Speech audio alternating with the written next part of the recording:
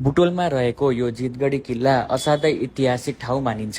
उजिर सिंह थापाको कमानमा Indian east कम्पनीलाई युद्धमा हराएर वीर नेपालीले विजय हासिल गरेको थिए। बुटोल पाल्पा हुँदै तिब्बतसम्म पुग्ने अङ्ग्रेजको योजना गाउँलेहरूको साथ र उजिर सिंहको बुद्धिले विक्रम सम्वत 1872 वैशाख 7 गते विजय हासिल भएको मानिन्छ।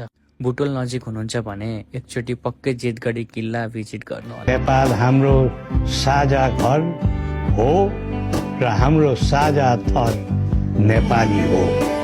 संसारकै पवित्र मुलुक नेपालमा जन्मन र यही माटोको सुगन्धमा आफूलाई समर्पण गर्न पाउँदा हामी हरेक नेपाली पुलकित छौँ, गर्वान्वित महसुस गर्दछौँ।